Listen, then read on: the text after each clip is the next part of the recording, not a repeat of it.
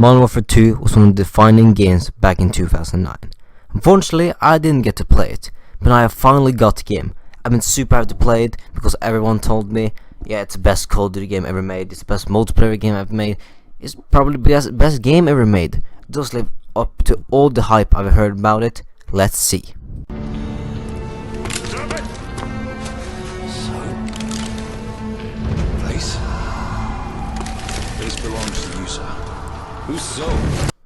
So let's start with the campaign. It takes place 5 years after Modern Warfare 1, and the new villain Makarov is trying to make a war between America and Russia, and he succeeds because World War III starts and it all goes to hell. There are mostly new characters, but also a few old ones are introduced. There are also some very emotional scenes, especially one that maybe 2 or 3 tears came. It was very emotional, even though I was actually laughing because it happens a very funny moment in it that they didn't try to make you laugh, but many people have said it was funny because it's an Easter egg where actually one of the solos dabs. You have to see it yourself on YouTube.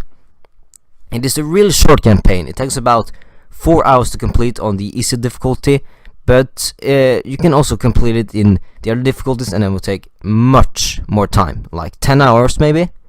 And also there are a lot of set pieces in this one, and a lot of them also are inspired by action movies like The Rock, Cliffhanger, Red Dawn. A lot of them are inspired by action movies.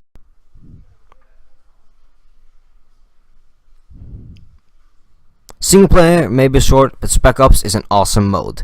In Spec Ops you play up to 2 players in tons of different missions. There are around 20 of them, and they all are different from each other. In one, you try to kill as many people as you can before the time runs out. One, you're driving snowmobiles. One, you're trying to sneak past enemies. There's just tons of variety in Spec Ops, and it can easily make you addicted to it. I have played around 6 of them. I really enjoy them. They can be very hard on the hard difficulties because you get stars by completing them on different difficulties. Get 1 on regular, 2 on hardened, and 3 on veteran. This makes for extremely high replay value.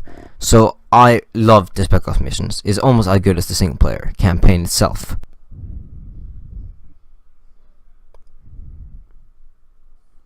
Finally, there's the competitive and accessible multiplayer that millions of people love. It's a pretty mixed bag, but let's start off with the positives. Very fun maps. For most, I really like the maps, especially Favela, Terminal, and High Rise. Those are 3 of the best maps I played in the FPS game. And also, like I said, very accessible because you can get killed very fast in this game, and there's just a lot of weapons that just kill you extremely fast.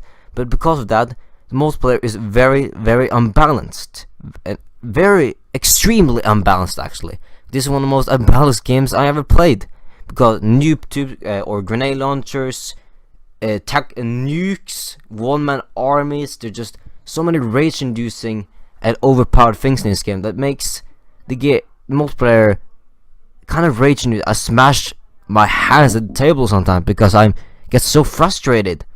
It's rage-inducing sometimes, but if you do well in this multiplayer, it's amazing.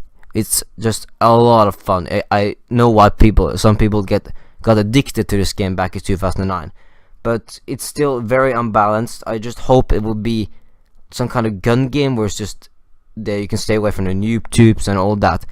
I can still say the multiplayer is pretty good, but they could have patched the multiplayer a bit and nerfed some few guns, but overall the multiplayer is pretty good.